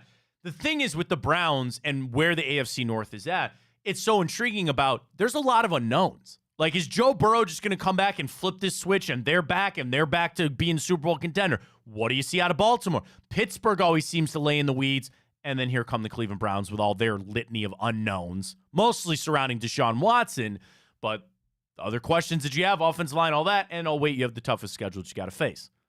And I think some of the out-of-division games, so it's like you have Jacksonville on that list, which is going to be tough. Like, I think they're going to be better. You would think. Let me go to this. Hang on. Team opponents. I'm going to go and again, we don't know when or where, but how it's going to play out, we'll see. AFC North. Browns, obviously, home and away, Ravens, Bengals, Steelers. Home, you get the extra game. Dude. Dallas. That'll be a good game. Kansas City. Good game.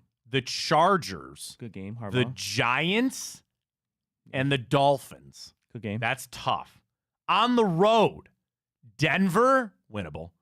Raiders, winnable. Every game's winnable. Eagles, that's the early season one. Remember, I thought might go to Brazil. Washington, Jacksonville Saints. So, outside of your division, Cowboys, Chiefs, Chargers, Dolphins, Eagles, Jags. I like a lot of the teams that we play at home. That's nice. Like, I think the better You teams. like that? Because, I mean, that's the toughest side of things, man. I know, but I like playing them at home. The fact that you're at home, yeah. Yeah. Like, that's a rough go of it. Like those teams you named, I'm much glad we're playing them at home. Dallas versus, as opposed there, Kansas City as opposed, a little homecoming for Kelsey there, especially too. Miami if it's late in the season. You know what I mean? That'd be nice. That would be nice. That'd kind of help it out. But snow on the Dolphins. You have the hardest, because again, as the divisions play out, the AFC North, we play the AFC West. Everybody plays them, and then everybody plays the NFC East. Just go win your division. So everybody plays the Cow. So here's how you look at it. You talk about how tough it is that you're going to have to face Dallas, Kansas City, in my opinion, the Chargers. Everybody in the division's got to play those, because those are the division that you're set. Our crossover is Jacksonville and New Orleans. You're right. That's the crossover with that new kind of schedule. And then again, we get the extra game at home this year, right? For what? Because you know how it's 8 or 17 games. So I think we. Well, I could just add this up. 1, 2, 3, 4, 5, 6, 7, 8. No, we only have 8 home games. So you got 9 away games. Just go in your division. Let everything else. Oh yeah, I mean that's the easiest path, and you start that by beating Baltimore, Cincinnati, and Pittsburgh. But to see the fact that we 1, 2, and 3, us, Baltimore, and Pittsburgh. Yeah. Peter Schrager, his latest. Nowadays, we're releasing schedule mock drafts because that's how much people. What the hell is people that? miss the NFL, bro. I love mock drafts. I have not even clicked on a 2025 mock. I'm not that psycho. So it's a 2024 NFL schedule mock from Peter Schrager, who's done very well predicting things as of late. Did he get the most accurate mock? Was it him? He did. And, I think he's did. predicted the Super Bowl like the last 4 years. Start doing that. He mocked the Browns play the Bengals Christmas Day. That would be cool. So the other thing that's kind of in a flux now is they want to play on Christmas is on a Wednesday. That'd be so fun for big play. Oh, Cincinnati and us, yeah. While they play, dude, that'd be awesome. Memo to Dave and Ken. I love you guys. I ain't working on Christmas. I would. I got little kids. I can't do it. Well, yeah, but I would. Well, in a semblance of like if something, I've worked on Christmas Eve before. Yeah. Like doing this job, there is no holiday I've not worked. If I had kids, I wouldn't work. Oh, it's a little different. Yeah, like, 100%, and I'm not. I would never play the card of like, oh, I put my time in, all that kind of stuff. I'm not that guy. Like, I'm here to work. I'm willing to work. I love it. I love what I do. I'm in. I want to see my kids open. No, if I had kids, we'll figure it out. In no world would I work on Christmas. No, but my first shift ever was on Thanksgiving. Do you know that? I've worked my first paid shift in the media was on Thanksgiving. I've worked a lot of holidays because I was a pizza delivery guy for 6 years. Who's ordering pizza on Christmas? Well, Christmas Eve, I mean. Like Christmas yeah, Eve, yeah. Like the New Year's, I'm sure is New probably Year's pretty insane. big for pizza. And the Super Bowl, because that's really Super Bowl's a holiday for. So did you hear that scuttlebutt about them changing the schedule where they could bump back the Super Bowl to President's Day weekend, so then Monday is off for most people? You know me, I'm all for it. Because what they want to do is go to this 18-game regular season schedule, bump it back. I think they should add an extra bye week. Here's the interesting thing about what's happened with Christmas. They want to play on Christmas. That's Wednesday.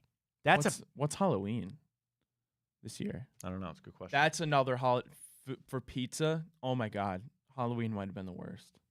I get it because everybody just buys pie before they go out. Yeah, it's crazy. That is on a Thursday this year. Thursday for Halloween. Halloween might be it's between Thanksgiving and Halloween, my two favorite. 4th of July, I feel like you order, probably barbecue 4th out. 4th of July is still a big one, but yeah. I think the biggest are Super Bowl, Halloween, and not Christmas Eve because we're only open till like 6 p.m. Sure, yeah. But that's busy during the day, and then maybe, I don't know, I'd have to think about it. Maybe 4th of July. Yeah. I've got friends that are bartenders. The night before Thanksgiving was big. New Year's. New Year's. What am I saying? New Year's Eve. Yeah. I had a lot of my friends that have worked in the service industry. They go, you'd be surprised how busy Christmas Eve gets at the bar. Because a lot of people. Everyone's back in town. They're back in town, and then they put the, if they have kids or whatever, most people don't. They just do the family stuff, and then they're out, for the night. Like how big Christmas Eve is actually at the bar. So that's a big one. I could listen to that. Blackout Wednesday. That's crazy too. Is that what you call that? That's the day before Thanksgiving. I know. I just call it the busiest bar night of the year. Oh.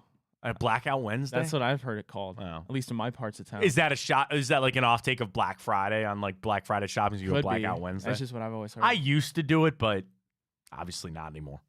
But there is an element too about even Christmas Eve, or I'm sorry, New Year's Eve. When you go out, you're going out with a bunch of the amateurs. Like you're signing up for chaos. Everybody's out. It's not. I actually just rather stay at home. Yeah. I'm just like I'm that homebody anyway. I think last year was my last year going out for New Year's Eve. It's not funny. It's not fun anymore. I would tell you find a party.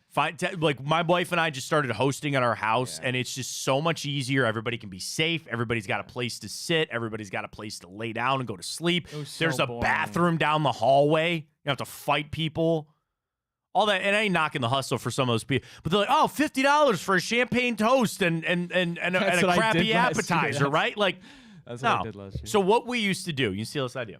When my wife and I first got our house, we sent out the bat signal. We told everybody, just come to our house. The one thing you had to bring was an appetizer. That's it. And all we did was eat apps. We would order pizza, but everybody would just bring an app, BYOB, bring your own beer. You got your, like, I can't tell you how great it is to have a clean bathroom that you don't have to fight people for. Yeah, that's all you need. That's it. That's all you need. That's all you really need. But that's a time of the past. Speaking of time of the past, Ryan, let's get to a little bit of time hop. Said I'm back.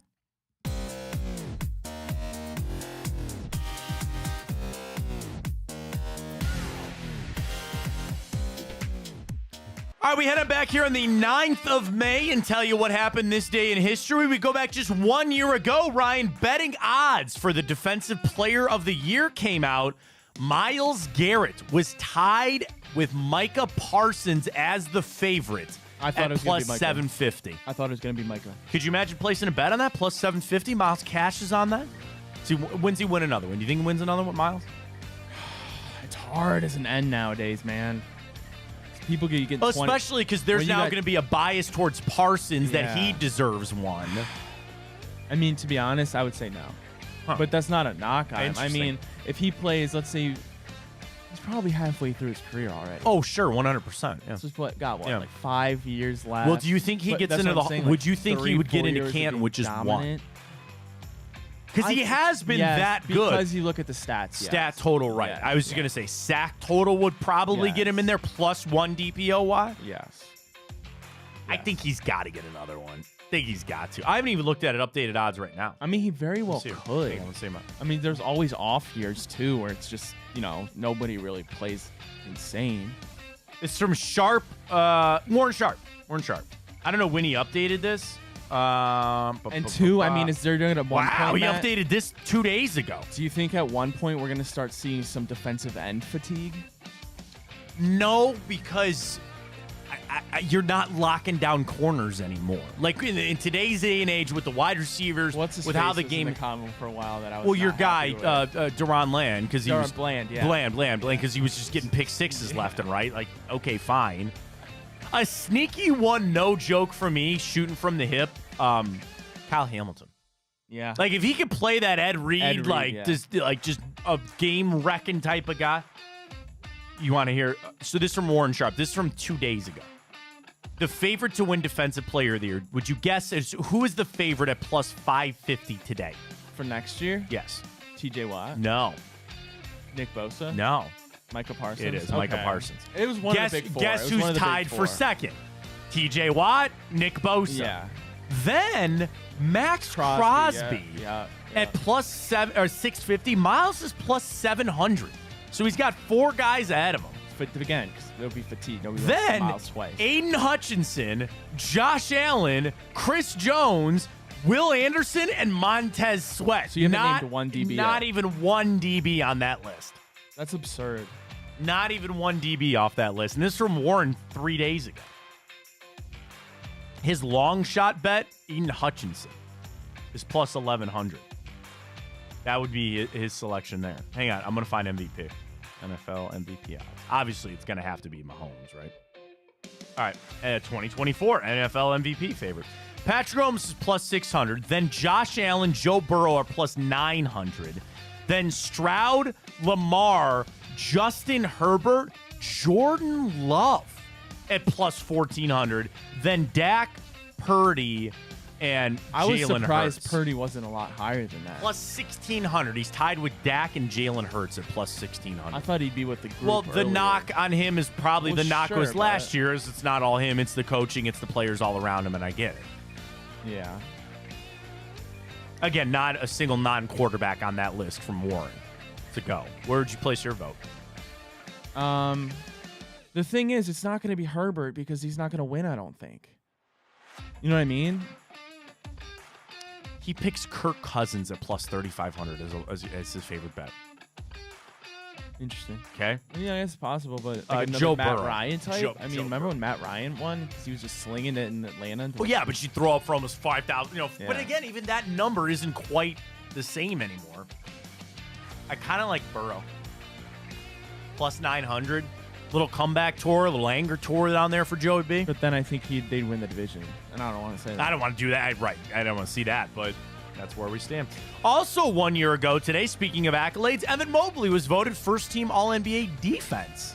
Man, just 1 year ago. I feel bad, and it's kind of a semblance. We'll wrap the show up talking Cavs here in a minute, but the anger that the fans have towards this team that is like infecting Evan Mobley, just a year ago, he was on the All-NBA defense team, right? Doesn't it feel like people are discarding Evan? Like they're ready to move on? Like they don't believe it? His offensive game, okay, has not developed exactly how you'd hope it to. I think it's a big injury. part in that other people aren't scoring.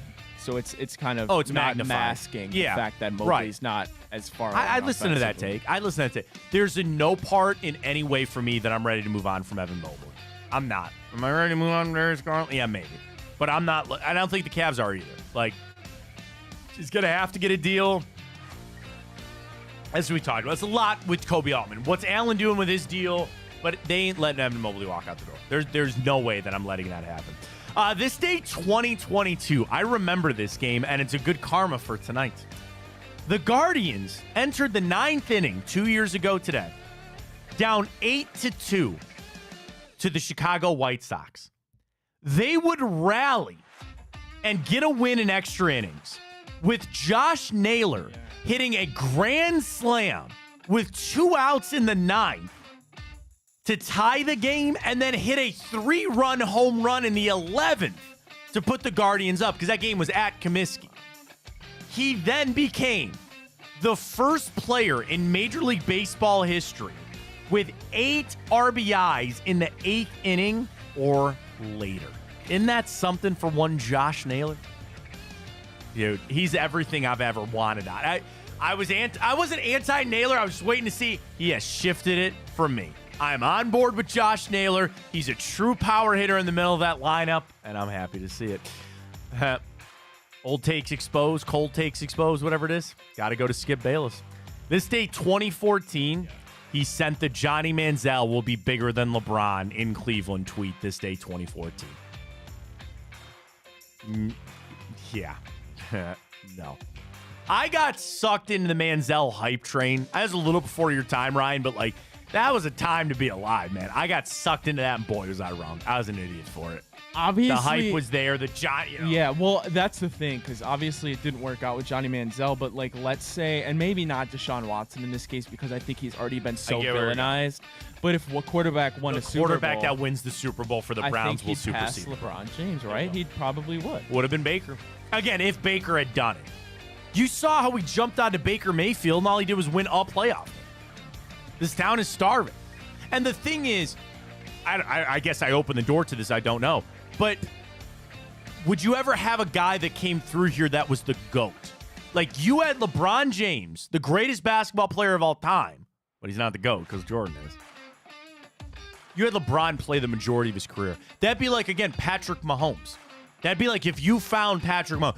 But the fact that we're so starved, you would take a Dak Prescott. You would take a Jalen, like a lower level type. I'm trying to think of a guy, Matt Stafford, right? There's no world that Matt Stafford would ever be in the conversation as the greatest quarterback of all time. You'd view him that way in Cleveland if he won a Super Bowl like he did for the Rams. You would. Even though you had the version of Patrick Mahomes, you had the version of Jordan and LeBron here. But football means more. I get that. And I've had people scold me or get angry when I talk about the ranking of the teams here or which team is more important. But it counts, man. It will. This is pretty cool. You know who Chris Moneymaker is? Did you lose that clip? Do you need that clip? Ryan's playing with a clip from the mic. I don't need it. Oh, it's flying away. Do you know who Chris Moneymaker is? Like the poker guy? No. Okay, so Chris Moneymaker won the World Series of Poker back in 2003. And his claim to fame was he was the first online poker player to win that. And that started the boom of online poker. Do you remember Poker Stars? Yeah. And all these online things that I love poker. I loved playing. I used to play all the time. So maybe a story for another day. There was a poker podcast at ESPN Cleveland. Shout out to Dan Harkenrider and Steve. And I would produce their poker podcast. So Dan had a tournament that he set up out in Presque Isle. And he said, you want to come out and play in a tournament with Chris Moneymaker? I'll pay for your buy-in, and you come putz around with Chris Moneymaker. I was like, sure. I was out of that tournament in 5 hands. Seriously, I was out of that tournament in 5 hands. Now, it was Texas Hold'em, and I would play Texas Hold'em online. Were you trying to bluff or something? They looked at me, and I'm sitting there, I'm like, raise. And they're like, get this kid out of here. Who are you? A lot of pressure sitting next to Chris Moneymaker. But I was out of that tournament in 5 hands. I know basic Texas Hold'em. I'm more of a blackjack player. Like if I'm sitting down somewhere, I don't know. It's so intimidating to go sit in a poker room. Like you realize playing online and playing in person, so dramatically, vastly different.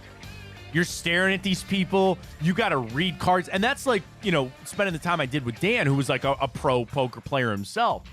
Like the strategy, you're waiting for this card, the percentages. Like I think we all watch the World Series of Poker when it comes on TV, right? And you sit there and like, I know there's a lot of channels that have a lot of content. You talk about some of the legacy type of players, right? But like, bro, sitting there is so different. It is so different when you're staring down the barrel of some of these other guys. I believe it. And it's fun. It's fun, but it was a lot different when you get to get there and actually do it. Celtics even the series against the Cavs. This day, 2010, we fell 97-87 in Game 4, 2010. Celtics even the series at 2. This day, 2009, LeBron scored 47 points to lead the Cavs to a 97-82 win over the Hawks. Cavs set an NBA playoff record with their 7th straight double-figure win in the playoffs. That was the year I was thinking of that we just swept our way on through to the Eastern Conference Finals. This day, 1995, the Indians set an MLB record by scoring 8 runs in the first inning before recording an out. Kenny Lofton had a leadoff home run. Paul Sorrento then hit a grand slam. Carlos Baerga hit a 3-run home run. They scored 8 runs before recording an out, which is, I would believe is still standing as an MLB record. This day, 1995. This day, 1983, George and Gordon Gund assumed ownership over the Cleveland Cavaliers. Of course, built Gund Arena. What a name that was. Who'd they buy it from? Was it? I literally just read this. Well, because it wasn't Ted Stepien, was it? It might have been, because that actually was the Stepien rule that was put in place. Cavs ownership history. You got it? Yeah, Ted Stepien. Yeah, Ted Stepien bought him in 1980. Did he buy him from Nick Milletti? Is that right? Does that sound right? No, Milletti owned the football team, didn't he?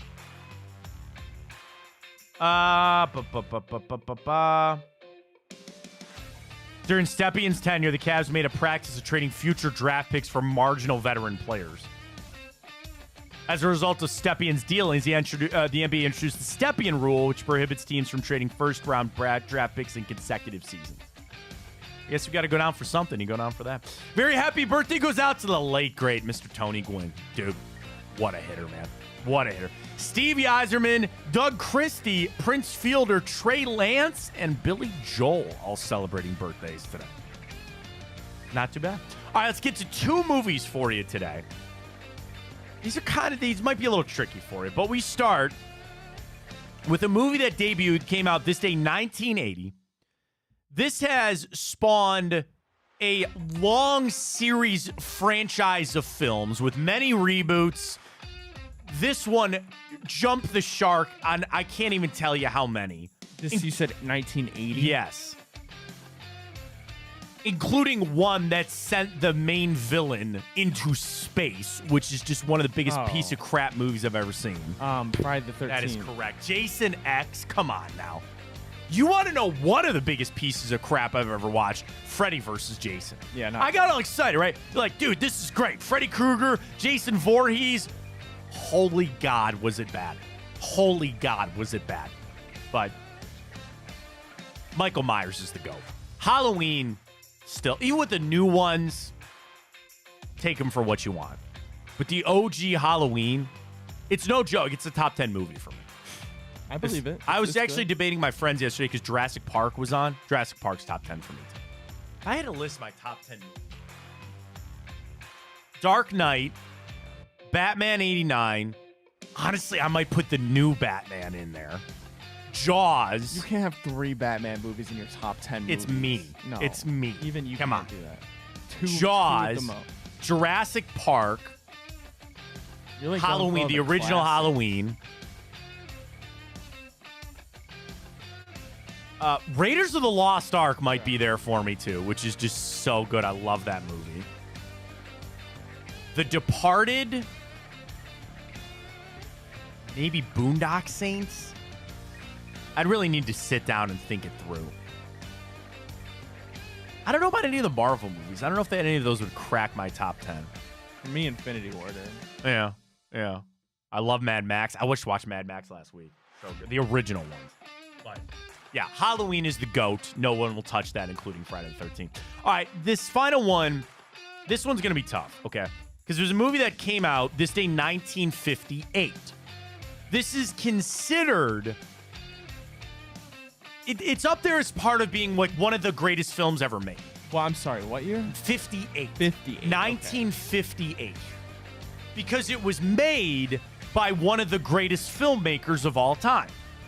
Would you have any guess on that? 50s? 50s filmmakers? Yeah. Charlie Chaplin? No, he was in the 20s. No. That's too early? Too early. 1950s. It's not Orson Welles Clint either. Eastwood? No. Alfred Hitchcock. Okay. So you know what Psycho. Oh, that kind of stuff. Yeah. Any help on that of this? 58. It's not Psycho. Breakfast at Tiffany's? Did he make that movie? I don't know. I have no idea. Wait, who are we talking about again? Alfred Hitchcock. Alfred Hitchcock. Who am I thinking of? I have no idea. Truman Capote or something? He is, yeah, that's fine. Did he do Breakfast at Tiffany's? Breakfast at Tiffany's 1961 is Truman Capote. Okay, yes, all that's right. where I'm well getting done. mixed That's up. not him. It's Alfred Hitchcock. Okay. This is Hitchcock. Alfred Hitchcock, 58. 58. It stars, I don't want to give you the actor because it might give it away. A former police detective who's retired because of an incident in the line of duty has caused him to develop acrophobia in addition to another mental illness, a false sense of rotational movement. Oh, vertigo. That is correct. I just got it from a false sense of... The false sense of rotational development. That's a good way because I'm like, oh, damn, that sounds like I'd be so dizzy. You And I'm dizzy. like, Vertigo is correct. I haven't watched it in forever. So basically, Jimmy Stewart, he plays Scotty Ferguson. And he's a retired detective that I could be completely wrong. Again, I haven't watched it in forever. But he gets hired by somebody as a PI to go help, and then the vertigo comes back, and he can't get through this is what it is. Scotty's hired by an acquaintance, Gavin Elster, as a private investigator to follow his wife, who has been acting strangely. And then I think he maybe falls in love with her or something like that. I haven't seen Vertigo in forever. It's been a long Did you time. like this? Do you remember the soundtrack for Freddy vs. Jason? Yeah. Charles says it's good, and there's a couple of Cleveland bands. Oh, really? I did not know that. Mushroom Head and... Oh, Mushroom Head. Wait, is he talking about... Kamaria? Is he talking about... He's talking about not the original. He says the soundtrack album. Maybe he's Freddy talking about versus Freddy versus Jason. Yeah, Freddy what'd versus you think Jason. I was I thought you were talking about the original Friday the 13th. No. The soundtrack, sure, I'll listen to that. The soundtrack wasn't bad. The movie was made. Vertigo, the film appears on many polls by the American Film Institute, including a 2007 ranking redone that ranked it as the 9th greatest movie ever. Attracting significant scholarly attention, it has replaced Citizen Kane as the greatest film ever made in the sight and sound greatest films of all time. In 2012, it was number 1. In 2022, it became number 2. Talking about Vertigo. Wow. A lot of movies I don't know on this list. I tried to watch The Town yesterday, but I couldn't find it. Oh, it's not streaming anywhere? Damn. That's a good one. I told Ryan to get it done. You know it's a good one, Ryan. You know it's good. I hope. It better be. Let's go. Come on. We need it tonight. We need it tonight. I need you, Struce. I need you, Garland. We put him in our boost for tonight. Here's what we got. Cavs plus 13.5. A couple of threes splash in from Struce. It's maybe me more wishing it and trying to will it into existence than I actually have tangible things. We got to get Darius tonight. We have got to have Darius Garland show up 15 isn't tonight. even asking for a lot. I wanted to go 20. But we got Dave's boost, an insane boost of him going off for 30-plus and the Cavs win. Wouldn't that be nice if that hit? That'd be spicy. Spicy. Let's go. Here it is. Tipico. Use that code Fontana150 for new customers. Sign up using that code. Deposit $150. You get 2 $75 protected bets right there in Tipico. And then you're on their way to cashback rewards. You're betting our boost. The Manzardo boost continues. I'm assuming he's back in the lineup tonight. We got this rolling with Tipico. Every single night, Guardians win, Manzardo home run. Boost is high, plus 800 has been where it's around. So you might hit that, but at the very least, you're entered for a chance to win some tickets to go see the Cleveland baseball team in action over there at Progressive Field. So we got it all for you, folks, on Tipico. Boost, the trends, the bets, they're all there. NHL playoffs, how much money would have made off Vancouver coming back yesterday on the Edmonton Oilers? That was a fun game. Dude, NHL playoffs are a riot. They are so much fun. Check it out with Tipico using that code Fontana150. Terms and conditions apply. If you have a gambling problem, please call 1-800-GAMBLER. And their promotion, of course, for new customers only. But current customers, get on that cashback rewards. Begin that bet credits right back into your account. We're off to the races. Get it done tonight, Cavs. Let's go. Ryan, final thing for us here this morning? I'm literally typing it in my phone right now, about to throw up the final four. There it is. Millennium Force, Raptor, Maverick, and Steel Vengeance. All semi-number 1 seeds. Not surprising to me. Raptor was a 2, but it really deserved to be a 1. Your favorite ride at Cedar Point. So we're going to send that out at Matt Fontana Show. Vote on that, and we'll have a winner on a Friday edition of the show. Ryan, I hope that's not the only winner we got tomorrow. Posted right now. I would love a little Victory Friday, man. Listen, I like. Damn, tomorrow is Friday, isn't it? Yeah. Been a long week for some reason. Yeah, it has. Been a long week for a lot of reasons. And I think, the Cavs maybe have a little to do with that. It feels like a long week. I'm leaving hope. I'm leaving the door open. And that's what I'm asking for Cavs fans tonight. Start this game. Have a little faith. Have a little belief. We'll see how it plays out. Garland and Struce. That's why we put them in our boost for tonight. Got to have them show up. You got to have them score. It's that simple. And, I think the Cavs will get one at home. I hope. I just need to see a little fight. I need to see somebody step up outside of Donovan Mitchell. And that's been the key. That's been the biggest thing for this series. That's been the biggest thing for the playoffs thus far. He can only do so much. And I have this fear, too, that he's eventually going to hit to a game where he can't do it. And he's going to be dog tired, and he's got nothing left. And I'm going to look around and say, who? Who do we got? You mentioned earlier, Ryan, the Jared Allen. I've heard nothing which tells you it's probably not good. He's probably not going to play. And just, again, what that series could have been for him, I don't know. But I want to sit down tonight at 7 o'clock and just watch my team play. I'm not going to worry about it. I'm going to try to not get all caught up in everything else. I'm going to try to watch a basketball game. And at the end of the day, I'm taking a plus 13.5, so I hope that I'll be entertained from that side of things the whole way through. All right, well, final results here. Will the Cavs cover tonight versus the Celtics plus 13.5? 38% say yes, 61 say no. Kyle says, coming in hot with the jokes. I'm assuming he thinks that the Cavs don't have a chance. You can vote on the Celtics. That's fine. Jerry says they're going to win outright. The Cavs. I'm riding on Dave's boost. I'd love that. And what a shakeup. What a shakeup that could be if they were able to get it done. I think it'd be a lot of fun. Final thing this morning, Ryan. SummerSlam tickets are on sale. Not my thing, but I hope not my thing. The only reason I'm bringing it up, bro, apparently they are insane. I believe it. I'm on Vivid Seats. I got $78 tickets. That's not too bad. But lower bowl, $390. Floor, $1,100. Yeah. $1,100. That's all events nowadays, though. I guess. And it's only one side of the stadium, which I think is weird. That's, yeah, like I said, it's really, really not my thing. $1,500, you'd be sitting like ringside for that over there at First Energy, or I'm sorry, Cleveland Brown Stadium. I get it for $70. But like, where did they do WrestleMania? Philly. I saw some of that, bro. Like some of the fan videos I saw, like they look like ants. You get that with basketball when they're in like, when they're in football. I would say wrestling is even worse. It's that far away. Hey, again, not my bag, not really Ryan's thing either, but I just want to look it up because they're on sale, by the way, to help promote that. They're selling fast. Don't miss out on your opportunity here. $84 gets you in the door. $114, $125. $366 gets you down on the floor. But you're like behind everybody I was just else. looking at Blossom's schedule yesterday, actually. What's coming to Blossom that you're a big fan of?